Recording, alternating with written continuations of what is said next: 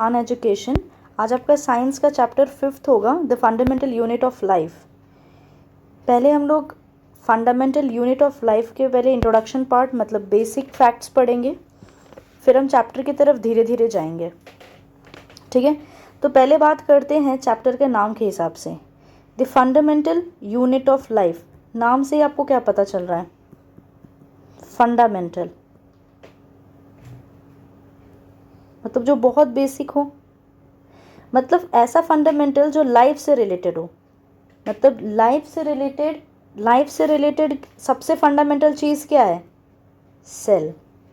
मतलब इसको फंडामेंटल हम क्यों बोलते हैं?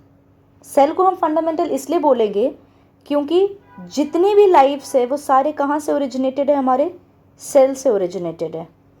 ठीक है, अब नेक्स्ट हम ये बात करते हैं कि सेल जो है उसके अंदर खुद के अंदर बहुत सारी ऐसी चीज़ें होती हैं जो उसको पूरी तरीके से फंक्शन करने में मदद करती हैं।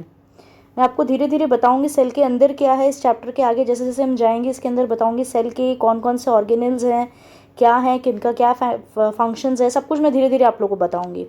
ठीक है, coming back to the introduction, ये बात करते हैं पहले कि सेल होता क्या है। तो अभी मैंने बताया cell is nothing but the basic unit of life. Cell is nothing but the basic unit of life, मतलब लाइफ का बेसिक यूनिट है, मतलब प्राइमरी यूनिट है। ठीक है, एक सेल है हमारे पास।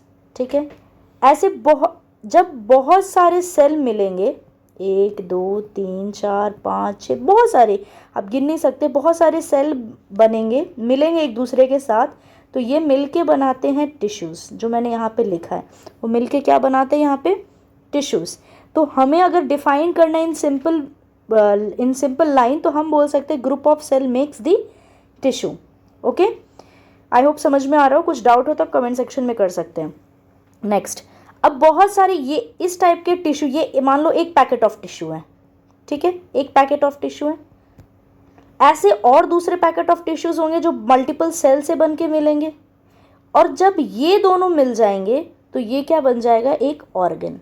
क्या बन जाएगा? एक ऑर्गन। मतलब क्या? मतलब ये कि बहुत सारे टिश्यूज मिलके क्या बनाते हैं? ऑर्गन। बहुत सारे टिश्यूज मिलके क्या बनाते हैं? ऑर्गन। सिमिलर वे बहुत सारे ऑर्गन्स मिलके, मान लो ये एक, मैंने यहाँ पे आपको एक डायग्राम बताया है, यहाँ पे हार्ट है, हार्ट एक ऑर्गन है, लिवर एक ऑर्गन है, और स्टमक एक ऑर्गन है। लेकिन ये सब अगर एक ही जगह पे प्लेस्ड है, मतलब साइमल्टेनियसली, या फिर नहीं भी कह सकते, लेकिन सबका एक अपना अपना पर्टिकुलर फंक्शन है। क्यों पर्टिकुलर फंक्शन है? क्या हार्ट का फंक्शन और लिवर का फंक्शन सेम है? नहीं सेम है, लेकिन दोनों एक ही बॉडी में मिलता है कि नहीं? हार्ट का जो फंक्शन है लिवर के फंक्शन से बिल्कुल डिफरेंट होगा, क्योंकि हार्ट जिस सेल से बना है लिवर उस सेल से नहीं बना है, या फिर उस सेल के फंक्शंस या उस सेल का जो भी उसका ये क्या ऑर्गेनाइजेशन है या जो भी उसका कॉन्स्टिट्यूएंट है वो थोड़ा डिफरेंट होगा। इस वजह से दोनों के फंक्शन क्या करते हैं? डिफरेंट है, राइट। अब जब हम बात कर रहे हैं ऑर्गन सिस्टम की, तो ऑर्गन सिस्टम क्या होता है? ऑर्गन सिस्टम क्या होता है बताओ? ऑर्गन सिस्टम ये होता है बहुत सारे ऑर्गन्स मिलके क्या बनाते हैं? Organ system. बहुत सारे ऑर्गन मिलके क्या बनाते हैं? Organ system. जैसे कि हार्ट एक अकेला ऑर्गन है, आपके पास लिवर एक अकेला ऑर्गन है, और स्टमक एक अकेला ऑर्गन है, लेकिन ये सारी चीज़ें एक जगह प्लेस्ड है, that is the human body, मतलब बॉडी के अंदर प्रेजेंट है। तो बहुत सारे ऑर्गन जब एक साथ मिलते हैं that is called organ system. कोई सिस्टम बना रहे हैं ना, एक आदमी तो कोई सिस्टम नहीं बना सकता, बहुत सारी चीज़ें एक दूसरे के साथ कोरिलेट करके सिस्टम बनता है ना। घर चलाना है वो भी एक सिस्टम है, एक मैनेजमेंट है। मम्मी ये काम करेगी तो पापा वो काम करेंगे, भाई ये काम करेगा तो बहन वो काम करेगी। मतलब क्या है, एक हर एक आदमी के पास एक पर्टिकुलर फंक्शन है, लेकिन वो अगर एक भी आदमी अगर वो फंक्शन नहीं करेगा तो घर का थोड़ा सा इम्बैलेंस हो सकता है। लाइकवाइज हर ऑर्गन का अपना एक पर्टिकुलर फंक्शन है, जो कि एक दूसरे के साथ अगर वो अपना अपना फंक्शन अपने टाइम पे अपने तरीके से ना करे तो बॉडी में क्या तकलीफ हो सकती है। अब यही ऑर्गन सिस्टम, जब ऑर्गन सिस्टम बहुत अच्छे से कोऑर्डिनेटेड फॉर्म में, सिस्टमेटिक फॉर्म में काम करे तो अपन इसको क्या बोलते हैं? एक बॉडी का नाम दे देते हैं, और वही बॉडी क्या है? ह्यूमन का फॉर्मेशन कर देता है। बहुत सारे ह्यूमंस मिलेंगे तो क्या बनेगा? पॉपुलेशन बनता है, और बहुत सारे पॉपुलेशंस मिलके क्या बोलते हैं? कमिटीज़। इसके आगे भी हायरार्की है, आपको इस चैप्टर में वो नीडेड नहीं है, आगे फर्दर किसी चैप्टर में नीडेड होगा तो वहाँ पे एक्सप्लेन कर दिया जाएगा, ठीक है। This is nothing but the hierarchy, this is nothing but the hierarchy. क्या है ये? सिर्फ और सिर्फ हायरार्की है। Cell to tissue, tissue to organ, organ system, then body, then human, then population, then community. तो अगर हम इसका जो मैंने लिखा एक बार आप देखिए, basic unit of life, cell is nothing but the basic unit of life. मैंने बोला बहुत सारे सेल्स मिलके क्या बनाते हैं? टिश्यूज। बहुत सारे टिश्यूज मिलके क्या बनाते हैं? ऑर्गन। बहुत सारे ऑर्गन मिलके क्या बनाते हैं? Organ system. एंड बहुत सारे ऑर्गन मिलके बनाता है एक प्रॉपर बॉडी, ठीक है। अब मैं आपको थोड़ी देर में ये भी चीज़ें बताऊंगी कि सेल के अंदर क्या होता है, कैसे सारी चीज़ें होती हैं, ठीक है। अब थोड़ा सा देख लेते हैं ऊपर नीचे, मतलब ज़्यादा नहीं आगे, क्योंकि वैसे भी पूरा चैप्टर आपका इसी बेस पे, तो तब हम पूरे अच्छे तरीके से ब्रॉड वे में वहाँ पे पढ़ेंगे, ठीक है। देखो मैंने यहाँ पे थोड़ा सा बेकार सा डायग्राम है, लेकिन काम चला सकते हैं अपन इसके साथ, है ना। देखो ये एक सेल का डायग्राम मैंने बनाया है। सेल के डायग्राम में मैं प्रॉपर आपको फोटोज़ आगे शेयर करूँगी, लेकिन अभी तो आप इसी से काम चलाओ। देखो सेल का क्या है, एक सेल किस चीज़ से बना है? आपको लगेगा सेल तो एक बहुत छोटा सा चीज़ है, राइट, बहुत छोटा सा चीज़ है, लेकिन उसके अंदर भी बहुत छोटी छोटी चीज़ें हैं। देखो सेल के अंदर जो सबसे प्राइमरी मतलब सबसे मेन जो हम कहते हैं वो है न्यूक्लियस। क्या है? न्यूक्लियस। आप एक बात समझो, हमारा जो पूरा बॉडी है, ज़रूर पूरा एक हमारा ह्यूमन बॉडी बहुत अच्छे तरीके से काम करता है, लेकिन हमें काम क्या करना है वो कौन रेगुलेट करता है? ब्रेन। कौन रेगुलेट करता है? ब्रेन। अरे मुझे भी सोना है, मतलब ये मैसेज कौन भेजता है? ब्रेन, है ना। मुझे भी खाना खाना है, मुझे भूख लग गया है, भूख ज़रूर आप खाना खाओगे पेट में जाएगा, लेकिन वो मैसेज कौन जनरेट करता है? That is nothing but the brain. मतलब हमारे लिए बॉडी के लिए मेन टारगेट मतलब मेन फंक्शनिंग कौन है? ब्रेन। एक बात हम कह रहे हैं ना। वैसे ही सेल के लिए उसका जो सबसे मतलब उसका जो एक्चुअल उसका फंक्शन जो होता है, सारे फंक्शन करते हैं ऐसा बात नहीं है, लेकिन जो एक्चुअल फंक्शन होता है वो कौन करता है? न्यूक्लियस। वैसे ही राइबोसोम्स होते हैं जो प्रोटीन का सिंथेसिस करते हैं, मतलब प्रोटीन बनाने में मदद करते हैं। सिंथेसिस का मतलब बनाना, ठीक है। इसके अंदर कुछ लिक्विड पार्ट होते हैं जिसको बोलते हैं साइटोप्लाज्म। इसके ऊपर सेल वॉल्स होते हैं। सेल वॉल क्या करता है? प्रोटेक्शन का काम करता है, शेप देने का काम करता है। फिर आपका आता है माइटोकॉन्ड्रिया। माइटोकॉन्ड्रिया हम 6th क्लास से पढ़ते आ रहे हैं। This is the power house of cell. मतलब क्या? पावर हाउस क्यों बोलते हैं? पावर मतलब क्या? एनर्जी, है ना। तो एनर्जी देने का काम करता है, राइट। अब हम इसमें आगे जो चैप्टर का बेसिक ये तो आपका इंट्रोडक्शन पार्ट हुआ। हम लोग नेक्स्ट स्लाइड में जाके आगे जो फर्दर है उसको कंटिन्यू करते हैं, ठीक है। चलो नेक्स्ट स्लाइड आ जाते हैं, हम आगे पढ़ते हैं। उसके इंट्रोडक्शन आपका हो गया था, मैंने हायरार्की आपको बता दिया था, ठीक है। अब देखो ये मैंने वही चीज़ लिखा है, the cell the basic unit of life. अब देखिए, अब जो हम पढ़ेंगे organism on the basis of cell, मतलब सेल है हमारे पास। अब सेल के अरेंजमेंट के हिसाब से कि अगर एक सेल से अगर कोई ऑर्गेनिज्म बनता है, एक सिंगल सेल से अगर ऑर्गेनिज्म बनता है तो उसको हम क्या बोलेंगे, और बहुत सारे अगर सेल्स होते हैं एक दूसरे के साथ तो उसको हम क्या बोलेंगे, राइट। उसके अरेंजमेंट पे, मतलब सेल्स के अरेंजमेंट पे या सेल्स कितने नंबर पे है उसके बेसिस पे हम उसको डिवाइड करते हैं, जो मैंने यहाँ पे आपको लिखा हुआ है। देखिए सेल मतलब यूनिसेल्युलर ऑर्गेनिज्म। यूनी का मतलब क्या होता है? यूनिक होता है। यूनिक क्या होता है? भीड़ में थोड़ी ना कोई यूनिक होता है। यूनिक मतलब कोई एक ही है। अरे यार उस लड़की के अंदर या उस लड़के के अंदर ये चीज़ यूनिक थी, मतलब ये उसके अंदर खासियत है, कोई एक चीज़ खासियत हो सकती है। तो यूनिक का मतलब कुछ एक, है ना, कोई एक चीज़ खासियत है। वैसे यूनी वर्ड का ही मतलब क्या होता है? सिंगल। यूनी वर्ड का मतलब क्या होता है? सिंगल। और यहाँ पे लास्ट में क्या लिखा है? सेल्यूलर। आपको ज़्यादा दिमाग लगाने की बिल्कुल ज़रूरत नहीं है, जितना लिखा आप उतने में समझो। वर्ड क्या है? देखो यूनिसेल्यूलर, है ना। तोड़ो इसको, एक था यूनिट, एक था सेल्यूलर। यूनी अलग वर्ड, सेल्यूलर अलग वर्ड, दोनों को मिला दिया यूनिसेल्यूलर। यूनी वर्ड का मतलब होता है सिंगल, और सेल्यूलर वर्ड का मतलब होता है, सेल्यूलर वर्ड का मतलब होता है सेल।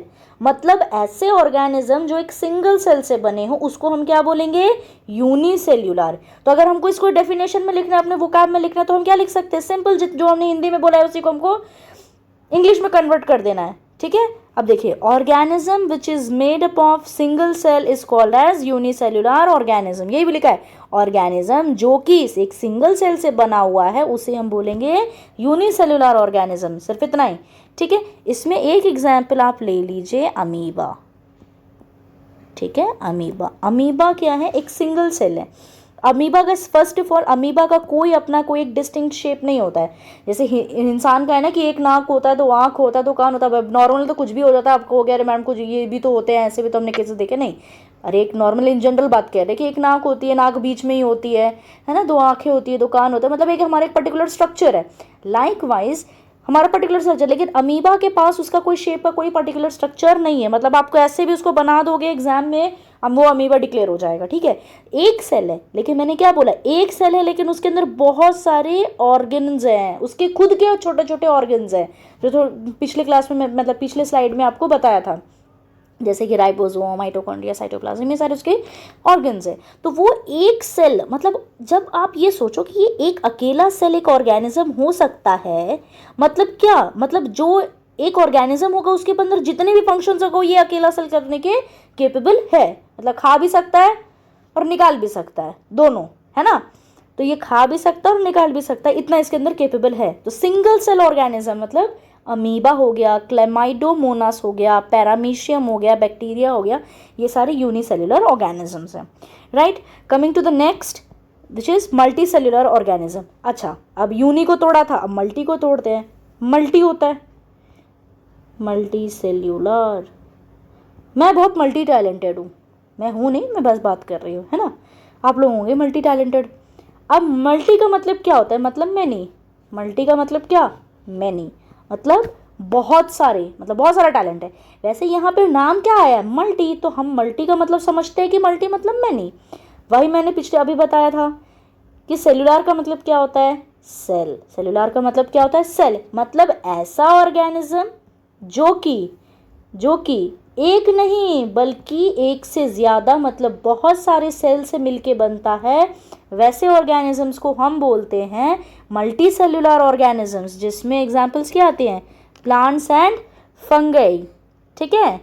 तो सिंपल, एक बार फिर से रिपीट करती हूँ, सेल्स, हम जब सेल्स के अरेंजमेंट है उसके नंबर के बेसिस पे डिवाइड करते हैं तो दो टाइप के, एक है यूनिसेल्युलर, एक है मल्टी सेल्युलर। यूनी मतलब सिंगल, सिंगल सेल से बना हुआ ऑर्गेनिज्म यूनिसेल्युलर, मल्टी सेल्युलर मतलब बहुत सारे सेल से बना हुआ, दैट इज मल्टी सेल्युलर। तो unicellular organism which is made up of a single cell is called as unicellular organism. ये से आपके एग्जाम्पल्स, मल्टी सेल्युलर मतलब जो बहुत सारे सेल से बना हुआ है। एक मिनट आप पॉज करके इसको लिख लो, ठीक है। मैं थोड़ा इसको जूम इन कर देती हूँ, है ना। आप लिख लो एक बार इसको पॉज करके, उस टाइम पे बहुत छोटा छोटा आप लोग को दिख रहा होगा। आप लिख लो, फिर हम नेक्स्ट स्लाइड में जाके चैप्टर को थोड़ा आगे कंटिन्यू करते हैं। चलो, नेक्स्ट स्लाइड आपका है डिस्कवरी। क्या है, डिस्कवरी, मतलब किसने क्या क्या डिस्कवर किया, ठीक है। जितना आपके एनसीईआरटी में है टू द पॉइंट है। आप एक बार जाके, अगर आप नहीं भी पढ़ोगे तो मैंने आपके एनसीईआरटी के सारे, मतलब जो एग्जाम के पॉइंट ऑफ व्यू से और जो समझने के पॉइंट ऑफ व्यू से, मतलब आपको मेन मेरा फोकस है कॉन्सेप्ट मिलना चाहिए। ऐसा नहीं कि हमको समझ में नहीं आ रहा चैप्टर क्या बोल रहा है, ये मेरा बिल्कुल कॉन्सेप्ट नहीं है। कंसेप्ट देना है मेरे को आपको कि चैप्टर प्रॉपर समझ में आना चाहिए, ठीक है। तो जो भी आपके चैप्टर्स में है मैं एक भी पॉइंट नहीं छोड़ूंगी, आप ये कर लोगे, मोर देन सफिशिएंट है। चेक करना, आप एक बार एनसीईआरटी जाके पढ़ना, देखना मैंने सारी चीज़ें आपको एक्सप्लेन कर रखी है, ठीक है। चलो डिस्कवरी पढ़ते हैं। तो रॉबर्ट हुक थे हमारे, एक साइंटिस्ट थे। 1665 में उन्होंने डिस्कवर किया सेल को। क्या डिस्कवर किया, सेल। मतलब सेल क्या होता है ये किसने डिस्कवर्ड किया, रॉबर्ट हुक जी ने। किसने किया, रॉबर्ट हुक ने। अब आप मेरी एक बात समझो, रॉबर्ट हुक ने किया तो, लेकिन इन्होंने किया भी होगा तो किसी चीज़ में देख के ही ना किया होगा। तो उन्होंने जो ये किया वो किया एक कॉर्क। अब आप बोलोगे कि कॉर्क है, मान लो मैंने ये पेड़ बनाया, तो this part is called is bark, है ना। इसको अपन यहाँ पे लीव्स वगैरह बना दो तो इसको अपन लीव्स वगैरह बोलते हैं, यहाँ नीचे रूट्स वगैरह बोल दो, ठीक है। तो this part is nothing but the bark. इस बार्क में से एक चीज़ मिलती है, इस बार्क में से हमें बनता है ये कॉर्क, ठीक है। तो इस कॉर्क में उन्होंने क्या देखा, सेल को देखा, ठीक है। ये थे हमारे रॉबर्ट हुक। तो रॉबर्ट हुक ने सेल को डिस्कवर किया, ध्यान से, डिस्कवर्ड सेल। सीधा सेल क्वेश्चन पूछेगा तो सेल लिखोगे, हु डिस्कवर्ड सेल, तो रॉबर्ट हुक। लेकिन नेक्स्ट क्वेश्चन यहाँ राइज ये होता है कि अगर ये कोई पूछेगा कि who discovered the living cell, तो आपका आंसर वहां बदल जाएगा। क्यों, क्योंकि लिविंग सेल किसने किया था, लीवेनहॉक ने। किसने किया था, लीवेनहॉक। और ये उन्होंने कब किया था, 1674 में। कब किया था, 1674 में लीवेनहॉक ने किया था डिस्कवर्ड लिविंग सेल। किधर किया था, पॉन्ड वाटर में। किधर किया था? पॉन्ड वाटर में। पॉन्ड वाटर में उन्होंने एक लाइव सेल, मतलब एक जिंदा सेल उन्होंने डिस्कवर किया था। सेल क्या होता है, एक सेल क्या है, सेल किसने डिस्कवर किया था? तो रॉबर्ट हुक ने। लेकिन एक लिविंग सेल किसने किया था? लिवेनहॉक ने। वैसे ही रॉबर्ट ब्राउन जो साइंटिस्ट है 1834 में, उन्होंने किसको डिस्कवर्ड किया? न्यूक्लियस। किसको डिस्कवर्ड किया? न्यूक्लियस। मैंने पहले आपको बताया कि न्यूक्लियस क्या होता है, सेल के एकदम बीचों बीच क्या होता है आपका? न्यूक्लियस होता है। जो मेजर ऑफ द फंक्शन आपका सेल का, यही न्यूक्लियस ही कंट्रोल करता है। ठीक है, अब आते हैं पुरकिंजे नाम के एक साइंटिस्ट थे। मेरा थोड़ा प्रोनाउंसिएशन में अगर दिक्कत होगा तो आई एम सॉरी। ठीक है, पुरकिंजे नाम के एक साइंटिस्ट थे 1839 में। उन्होंने एक अब कॉइन मतलब क्या होता है? कॉइन मतलब सिक्का नहीं, मतलब उन्होंने नाम दिया, टर्म मतलब उन्होंने नाम दिया। अरे आप मतलब एक बेबी जन्म लेता है तो उसको नाम आदमी देता है ना, बहुत सारे नाम हम अब देते हैं। वो तो जन्म लिया, वो तो इंसान है तो सबको पता है, लेकिन उस इंसान को इंसान थोड़ी ना बोलेंगे, हम एक नाम देते हैं तो मतलब उसका नाम कॉइन करते हैं, मतलब हम उसको नाम देते हैं। तो वैसे ही पुरकिंजे साहब ने क्या किया था? प्रोटोप्लाज्म को टर्म प्रोटोप्लाज्म दिया था। मतलब प्रोटोप्लाज्म कुछ होता है लेकिन उसको वर्ड टर्म प्रोटोप्लाज्म बोलना है, ये बात पुरकिंजे ने बोला था। ठीक है, अब मैं आपको बताती हूँ कि ये प्रोटोप्लाज्म होता क्या। Protoplasm nothing but the cell का जो फ्लूइड पार्ट होता है। सेल में मैंने बताया बहुत सारी चीज़ें होती है, बहुत सारे ऑर्गन्स होते हैं, ऑर्गेनेलीज कहते हैं उसको। वैसे ही सेल में एक फ्लूइड पार्ट होता है, वो होता है आपका, उसको बोलते हैं प्रोटोप्लाज्म। तो ये जो वर्ड है प्रोटोप्लाज्म, इसका नामकरण किसने किया था? पुरकिंजे साहब ने किया था। ठीक है, किसने किया था? पुरकिंजे साहब ने। तो एक बार मैं फिर से आपको रिवाइज करा रही हूँ, ध्यान से देखिए। डिस्कवरी पढ़ रहे हैं हम, रॉबर्ट हुक सेल डिस्कवर किया था। ठीक है, किस में किए थे उन्होंने? कॉर्क में किया था। लिवेनहॉक ने लाइव सेल किया था पॉन्ड वाटर में। रॉबर्ट ब्राउन ने न्यूक्लियस किया था। पुरकिंजे ने टर्म दिया था। ठीक है, चलो नेक्स्ट स्लाइड।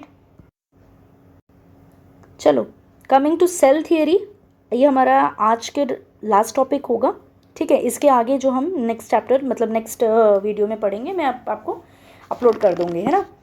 अब देखते हैं सेल थियरी। अब थियरी मतलब बहुत से साइंटिस्ट आए जिन्होंने अपनी अपनी थियरी दी कि सेल का मतलब उनका अपना अपना एक थियरी था। और ऑब्वियसली कोई ऐसे नहीं थियरी देता है ना, मतलब उन्होंने काफ़ी चीज़ें रिसर्च की, सब कुछ पढ़ा लिखा, एग्जामिन किया, सब कुछ किया, देन उन्होंने कोई एक स्टेटमेंट निकाला या जो भी उन्होंने बोला वो हम इस चीज़ में पढ़ेंगे, राइट।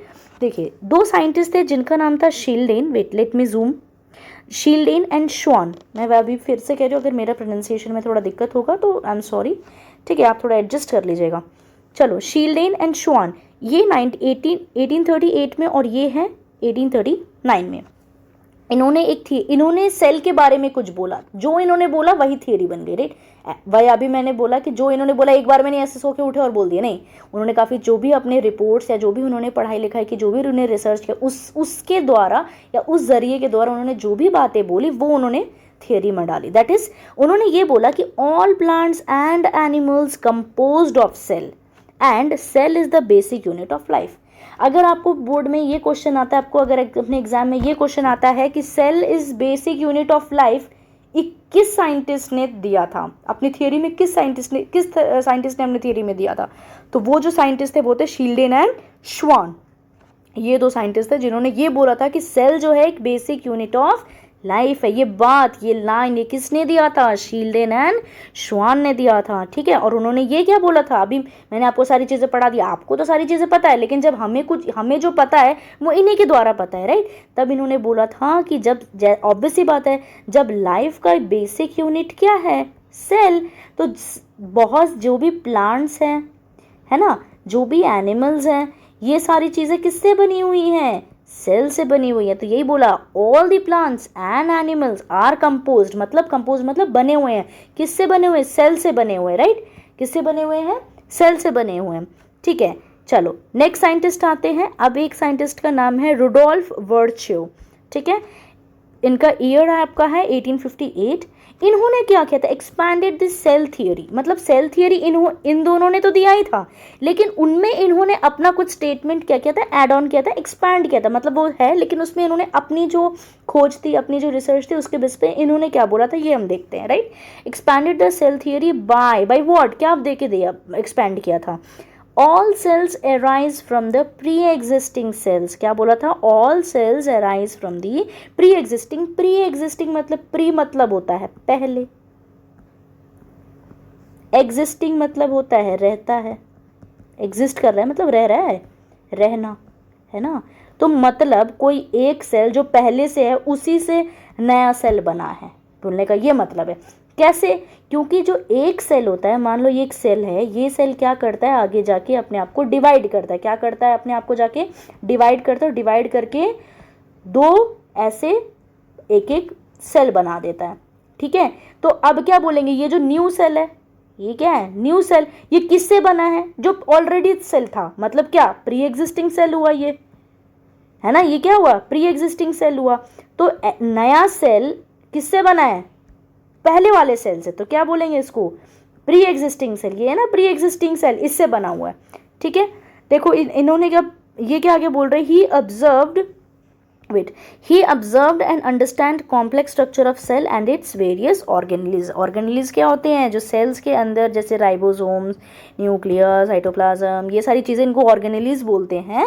इन्होंने एक तो एक्सपैंड किया था, दूसरा एक्सपैंड किया था, और क्या अपनी क्या बात बोली थी कि all cells arise from pre existing cell, जो नए सेल्स हैं वो पुराने वाले सेल से बनते हैं, ठीक है। और उन्होंने सेल के अंदर जो भी बहुत अलग अलग तरीके के जो ऑर्गेनेलिज हैं उनको भी ध्यान से देखा, पढ़ा, उनके स्ट्रक्चर को पढ़ा, उनको ऑब्जर्व किया, ये सारी चीज़ें की, ठीक है। तो ये था आपका सेल थियरी, आपके एनसीईआरटी में सिर्फ इतना ही दिया है और आपके एग्जाम पॉइंट ऑफ व्यू से यही इंपॉर्टेंट है, ठीक है। एक लास्ट में इसको कर देती थी, शील्डेन एंड श्वान जो थे उन्होंने ये बोला था कि cell is the basic unit of life और सारे प्लांट्स एंड एनिमल सेल से बने हुए।